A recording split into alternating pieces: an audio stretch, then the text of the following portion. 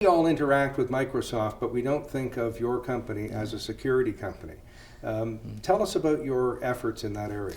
So Microsoft's probably the biggest security company you've never heard of. So we make all the products that consumers use, data centers use, and whatnot, and they're all integrated to work well and process data, send emails, operate your data centers, run your business. So who's better positioned than Microsoft, really, to secure every aspect of your digital world, from consumer point to business point to governments and whatnot. We're engaged and involved in all of those customers, and we work with our partners, not just within Microsoft, our competitors, to help secure products, because when everyone's secure, basically it provides more trust, which allows our company to flourish, but also everyone else's. Well, it makes sense to have a password to get into software and even get into my computer, but your interest goes beyond that, doesn't it? Right.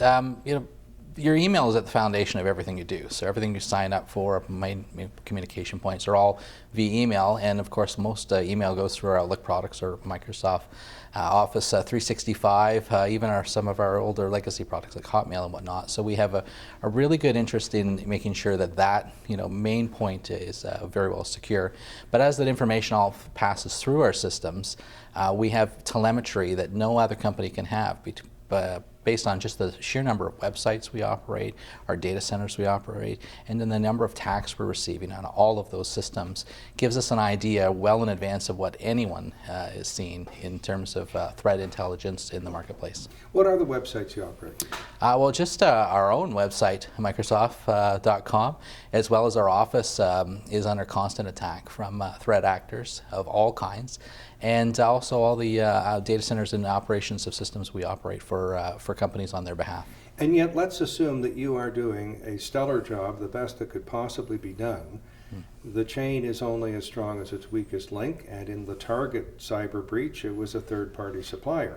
How do you make sure your third-party suppliers are up to your standards? Well, I think one of the main things we're doing is making sure that we're adopting the most rigorous standards and most rigorous policy and law from around the world. So if one jurisdiction, like the European Union, comes out with a new change in privacy law or whatnot, we're adopting that as the standard for our global operations. We're not regionalizing, so we're taking the best from each area. And then we're also making sure that we're not only building in security to our products, but we have a commitment to the community as a whole to help in any way we can, in terms of education, in terms of best practices, in terms of research. Our work in eliminating the password and finding better ways to secure devices is not a profit-driven motive. It's purely to make sure that we're offering a safe and secure environment for our customers.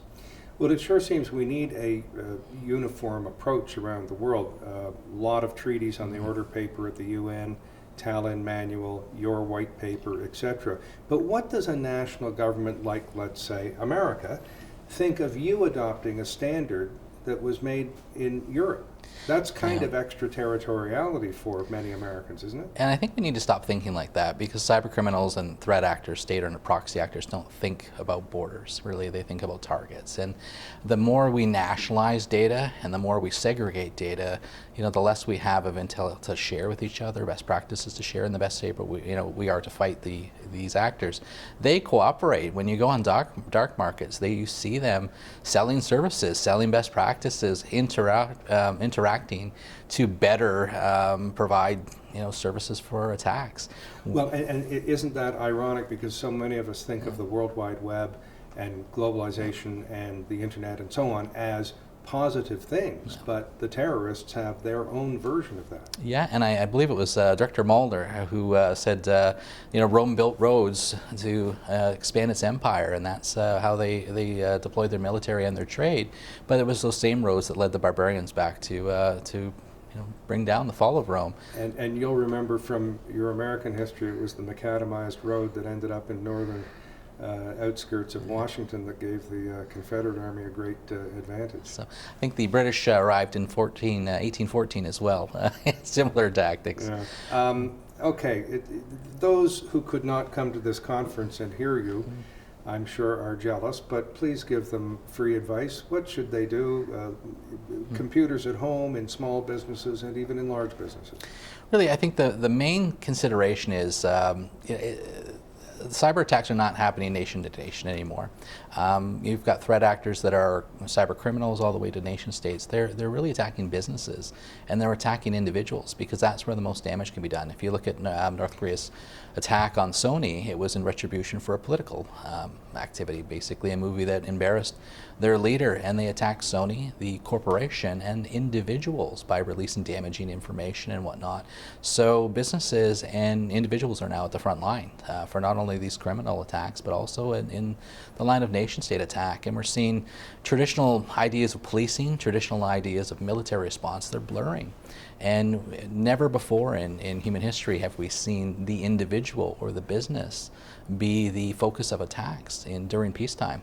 So we need to fundamentally change how we're thinking about defending ourselves and make it a more active approach and working in concert to influence policy, but also at the very granular level, making sure our security hygiene is tight and really responsive to those attacks. Well, speaking of blurred lines, there are rules of engagement and in war and in pre-war and what have you, forbidding the use of hospitals and orphanages as shelter for military operations and so on.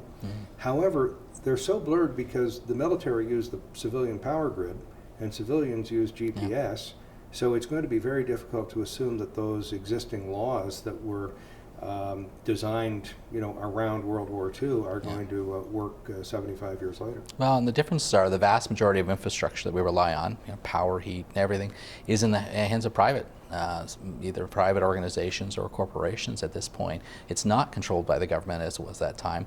A lot of these attacks are not happening, traditional state actors. So there is no state of war, so do those rules of war apply? And you find that even these state actors and criminals are actually targeting those unique places like hospitals and whatnot, because if you produce tin cans in a factory, you're probably not as likely to pay a ransom as when you're ensuring the health of patients. I think we'd be remiss, I don't know if you'll agree, but we'd be remiss if we didn't talk about good old-fashioned threats. The virus that disabled the Iranian nuclear program was probably just smuggled in a USB. Nothing James Bond about it. In the height of the Cold War, the proverbial cinematic, good-looking Russian spy talked her way into the U.S. Embassy and put a gizmo in an IBM Selectric computer, typewriter, that could, long before computers, that could turn those keystroke sounds into text. So what is your advice for people about good old-fashioned threats? The suspicious-looking person, the person with a disabled car who says, "Can I come in and use your phone?" I think the focus has been on technology and reducing the threat surface of the technology. So we spend millions of dollars on firewalls, and we pump out cybersecurity experts with computer science degrees and whatnot that are defeated by simple social engineering tricks. And when I am talking to a lot of CISOs or a lot of boards of directors and whatnot, I ask them in your IT department, tell me the caliber of your people, and I hear all their credentials in cybersecurity and technology and what, but I never hear a criminologist on their staff or a psychologist or anything that can look into the human mind to defend. And really that's where the attack is coming from. The threat vector is what we focus on, not the threat actor. And understanding their motivation and how they operate really allows us to change the economics of the approach. And that can defeat a lot of cyber criminals, but also just understanding, how those social engineering tricks, the simple leaving the USB in the lobby or whatnot, can affect the security posture. And I find our technology attack surface has shrunk, but our business process attack surface is still large. And that's why we're seeing, targets to CEOs with simple, tricks to transfer money and things like that, because it's effective, it's easy, and it's a high return on investment for criminals. That highly educated engineer who is highly paid as well, ironically will be susceptible to a free USB found in the parking lot, a coupon on the email saying you can have a free cup of coffee at a coffee store. Really mundane stuff, eh? We're generally just a nice person, and in my experience, if you walk into an organization, people like to be helpful. And if you are asking the right questions and you seem non-threatening, they feel they're doing you a service and providing, a good customer service on behalf of their organization. And really sometimes it's that goodness in people that that's a vulnerability that's exploited by threat actors. There's a joke in criminology, if you really want to smuggle a great big bomb into a place, ask the security guard to take one end of the package, and he or she may end up being very helpful. And I find this is where we're really falling down. We think of everything in terms of sort of military threat, or we think of things in terms of policing threat, and we really need to understand that the lines have blurred. And we've got state nations using proxies to attack subsidiaries of corporations in other countries, just to blur the lines of jurisdiction and blur the lines of how that attack can be defended against. Now, do you mind some customer feedback at the last minute? Absolutely. Like everybody, I use your products. And when it says hit any key to proceed, you can't. It has to be the enter key. And it's been that way for 15 years. Why haven't you fixed it? I'm not sure. I'm not involved in that aspect of development. The Nuremberg defense. Yeah, but I can say that the reason I'm at Microsoft is because I'm a security professional, and I think there's no better place really to make a difference in the security industry, just because of the depth and breadth and the histories Microsoft has had. I think a lot of times folks don't understand we have a digital crimes unit that has been involved since the earliest days of the internet in tracking down some of these criminal elements and whatnot. I first came to understand Microsoft's position during the Configure worm, which was 20 years ago, when it was Microsoft employees took it upon themselves to combat this global threat and put together a volunteer cabal of cybersecurity experts around the planet to combat the growth of this terrible worm that could have done immeasurable damage. And that was the core of which Microsoft decided to build a cybersecurity practice to fight cybercrime in particular. And I think we really don't get the sort of the credit. We're the unsung heroes in a lot of these takedowns and whatnot with the FBI, and I think we're okay with that. Our position is to really help our customers and help the citizens of the world, regardless of needs of profit or whatnot. And that's what attracted me to the organization and why I really want to be here. Well, you're getting your credit here, and your colleagues, whoever they may be, are forgiven for my having to hit a certain key, not any key. Great. Well, I'm just glad you didn't bring up Vista. That's my. Thank you. Thank you.